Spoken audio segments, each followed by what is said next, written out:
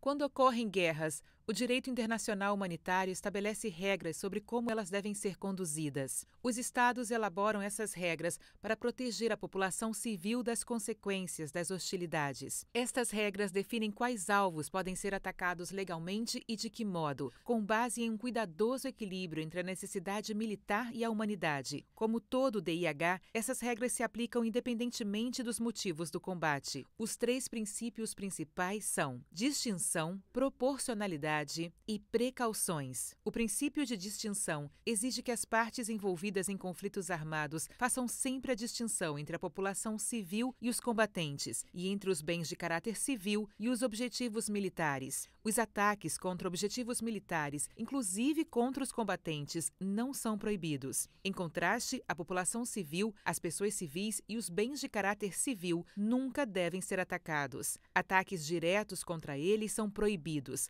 assim como ataques indiscriminados, ou seja, ataques que por sua natureza atingem objetivos militares e civis ou bens de caráter civil indistintamente. De acordo com o princípio de proporcionalidade, ataques contra objetivos militares são proibidos caso possam causar perda incidental de vidas civis, ferimentos a civis, danos a bens de caráter civil ou uma combinação destas consequências, que seria excessiva em relação à vantagem militar concreta e direta prevista. Em termos simples, isto significa que um objetivo militar só pode ser atacado caso as potenciais perdas civis que o acompanham superarem a vantagem militar prevista.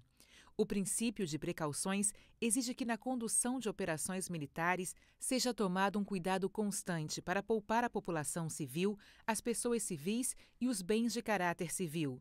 Em ataques, as chamadas precauções ativas incluem fazer tudo o que for possível para verificar se os alvos são de fato objetivos militares, cancelar ou suspender um ataque caso se torne evidente que o alvo não é um objetivo militar e dar um aviso prévio efetivo de ataques que possam afetar a população civil, a menos que as circunstâncias não permitam. As chamadas precauções passivas exigem que sejam tomadas todas as medidas viáveis para proteger a população civil e os bens de caráter civil sob seu controle dos efeitos dos ataques. Os princípios de distinção, proporcionalidade e precauções são complementares e todos os três devem ser respeitados para que um ataque seja lícito. Distinção, proporcionalidade e precauções, como o DIH em geral, não impedem que guerras aconteçam, mas estes três princípios juntos são uma ferramenta para limitar o sofrimento e a destruição. Ao estabelecer regras para a condução de hostilidades, é possível que o direito internacional humanitário evite ou pelo menos reduza as consequências mais devastadoras da guerra.